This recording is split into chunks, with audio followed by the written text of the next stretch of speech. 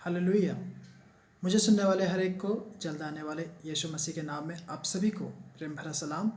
मैं आशा करता हूँ आप सभी दिन प्रतिदिन लगातार यीशु मसीह में बढ़ते जा रहे हैं। तो आइए मेरे प्रियो, इस वक्त हम प्रार्थना करें और हम उसके बाद वचनों में बढ़े। आइए अपने अपनी आंखों को बंद करें। प्यार प्रभु जी राजा, धन्यवाद परमेश्वर इस सुंदर समय के लिए। यीशु मसीह राजा, तूने हम सभी को यह सुंदर सौभाग्य दिया कि परमेश्वर हम तेरे वचनों से कुछ पल मनन कर सके। धन्यवाद कहते हैं। तेरा वचन जो जीवित, सामर्थी और प्रबल है, हम सभी के हृदय में कार्य करने पाए, ताकि प्रभु जी राजा जो विषय आज हम सीखने वाले हैं, प्यार प्रभु तू उन विषयों से हमसे बातें कर परमेश्वर। प्यार प्रभु जी, आगे के समय को पवित्र आत्मा तेरे हाथों में देते हुए यह प्रार्थना यीशु के नाम से मांगता हूँ, आमेन आमेन। मेरे प्रिय, आज जो हमने मनन का विषय लिया है वह इफिसियों की पत्री 6वां अध्याय आयत 1 से लेकर 4 तक है। तो आइए हम पढ़ेंगे। वचन इस प्रकार से कहता है, हे बालकों, प्रभु में अपने माता पिता के आज्ञाकारी बनो, क्योंकि यह उचित है। अपनी माता और पिता का आदर कर, यह पहली आज्ञा है, जिसके साथ प्रतिज्ञा भी है कि तेरा भला हो और तू धरती पर बहुत दिन जीवित रहे। हे बच्चे वालों, अपने बच्चों को रिस ना दिलाओ, परंतु प्रभु की शिक्षा और चेतावनी देते हुए उनका पालन पोषण करो। मेरे प्रियो, जैसा कि हमने इन आयतों में पढ़ा, यदि आप आयत 1 और 2 को बहुत ही गौर से पढ़ेंगे तब आप पाएंगे आज्ञा पालन करना और आदर करना, ये 2 बातें हैं। आज्ञा पालन करना और आदर करना 2 बातें हैं, और इन दोनों में बहुत अंतर है।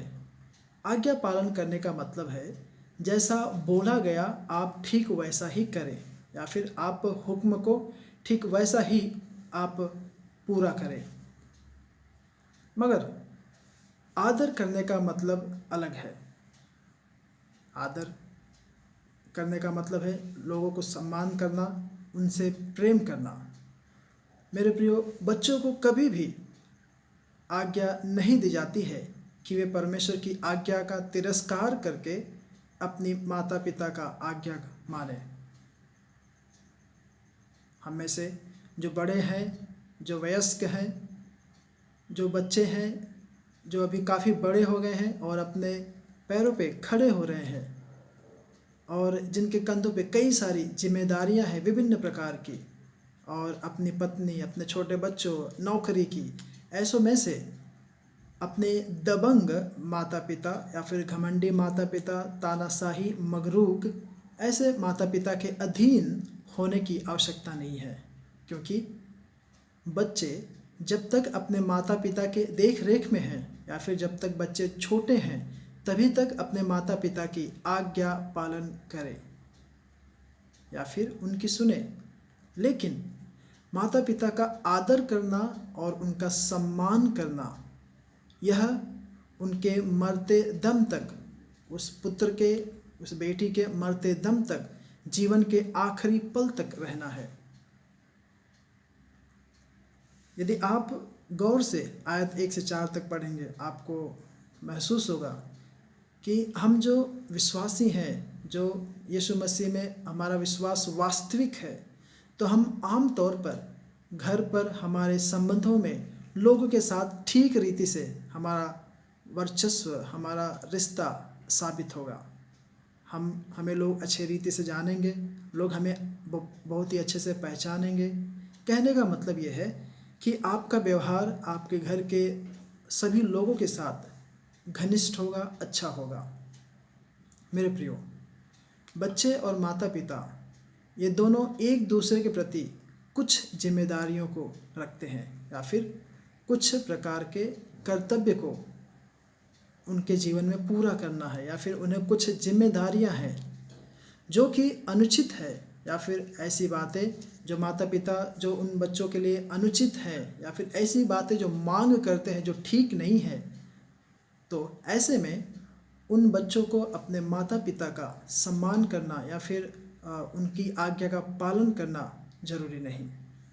इसी कारण से कई सारे बच्चे जो हैं अपने माता पिता से दूर चले जाते हैं, उनकी आज्ञाओं का तिरस्कार कर देते हैं। मेरे प्रियो, माता पिता को अपने बच्चों की देखभाल बहुत ही कोमलता से, बहुत ही धीरे से उन्हें संभाल कर करना चाहिए। भले ही बच्चे चाहे अवज्ञाकारी या फिर तिरस्कार करने वाले, आज्ञा ना पालन करने वाले या अप्रिय हो, बेशक निश्चिंत रूप से जो मसीही हैं, मसीही लोग यीशु मसीह के चरित्र को, उसके स्वभाव को उनके जीवन में दिखाएं। खास रीति से जो मसीही माता पिता और मसीही बच्चे हैं, एक दूसरे के साथ विचारशीलता और प्रेम में से संबंधित होते हैं। वे एक दूसरे के साथ जुड़े होते हैं। यह तब होता है जब माता पिता और बच्चे दोनों एक दूसरे के हित को अपने में रुचि रखते हैं। यदि आपको रुचि नहीं है तो मेरे प्रियो, आप किसी भी प्रकार से उस संबंध में आगे नहीं बढ़ सकते। और हम देखते हैं ऐसा तभी देखने पाए जाते हैं जब वे एक दूसरे के प्रति समर्पित होते हैं। यदि मेरे प्रियो आप एक दूसरे के प्रति समर्पित नहीं हैं, तब आपके जीवन में, चाहे वह बच्चों के हो, आपसी संबंध में हो, आप देखना वहाँ पर तनाव ही पाएंगे, दूरियां ही पाएंगे। मेरे प्रियो, कुछ सामाजिक या फिर कुछ समाज में हम देखते हैं जो हमारे बड़े बुजुर्ग हैं उनका सम्मान किया जाता है। वचन 3 यदि आप पढ़ेंगे, हमने ऐसा पढ़ा कि तेरा भला हो और तू धरती पर बहुत दिन जीवित रहे। मेरे प्रिय, यदि आप इस पृथ्वी में बहुत दिनों तक जीवित रहना चाहते हैं तो आप अपने बुजुर्गों का, अपने से बड़ों का, खास रीति से उनका जो मसीही हैं उनका सम्मान करें। वचन ऐसा कहता है और उसका जो व्याख्या है वह इस प्रकार से है। कुछ समाजों में अपने बुजुर्गों का लोग सम्मान करते हैं। वे उनके ज्ञान का, उनका आदर करते हैं, सम्मान करते हैं, उनके अधिकारों के लिए लड़ते हैं और उनके आराम और उनकी खुशी का पूरा ध्यान रखते हैं। इसी तरह हम जो मसीह हैं, हमें भी होना है, हमारे बड़े बुजुर्गों का ख्याल रखना है। जहाँ बड़े बुजुर्गों का सम्मान किया जाता है, देखना वहाँ पर उन लोगों में एक लंबी आयु का आशीर्वाद होता है। यदि आप बड़े बुजुर्ग को एक आशीर्वाद के रूप में अपने जीवन में ग्रहण करते हैं तो मेरे प्रियो, परमेश्वर आपको आशीषित करेंगे। यदि आप बड़े बुजुर्गों को एक बोझ की नाई मानते हैं तो मेरे प्रियो, परमेश्वर से आपको कुछ नहीं मिल सकता। चौथा आयत ऐसा कहता है, हे बच्चे वालों, अपने बच्चों को रिस ना दिलाओ, क्रोध ना दिलाओ, परंतु प्रभु की शिक्षा और चेतावनी देते हुए उनका पालन पोषण करो। मेरे प्रियो, माता पिता के अनुशासन का उद्देश्य बच्चों को बढ़ने में मदद करना है, न कि उन्हें नाराज या हतोत्साहित या क्रोधित करना है। उनका पालन पोषण माता पिता का आसान नहीं होता। बच्चों को पालने वाले प्रेम पूर्वक तरीके से उनका पालन पोषण बहुत ही धैर्य से करें। उन्हें बहुत ही धैर्य की आवश्यकता होती है।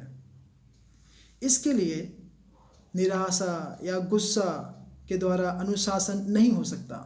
आप चाहेंगे कि हम उनके ऊपर दबाव डाल के, गुस्सा करके उन्हें अनुशासन में लाए, तो मेरे प्रियो, यह असंभव है। इसके बजाय माता पिता को प्यार से काम करना चाहिए। अपने बच्चों को यीशु मसीह के रूप में मानते हुए जिस प्यार से यीशु मसीह बच्चों को प्यार करते थे, उसी प्यार से बच्चों को उन्हें व्यवहार करना होगा। यह बच्चों के विकास और उनकी समझ के लिए बहुत ही महत्वपूर्ण है और तभी जाके आप संपूर्ण रीति से अपने बच्चों को मसीही स्वभाव में, मसीही व्यवहार में आप आगे बढ़ा सकते हैं।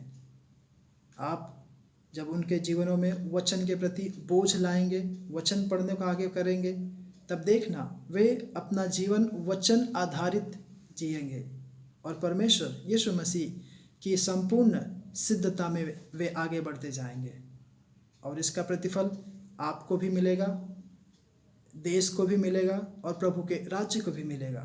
इन सभी से इन परमेश्वर का नाम की महिमा होगी।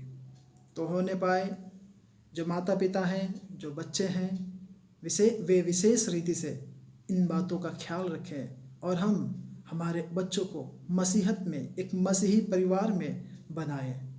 तब जाके मेरे प्रियो, आपका परिवार, आपका कुटुंब एक स्वर्गीय माहौल जैसा होगा, एक स्वर्ग के जैसा होगा।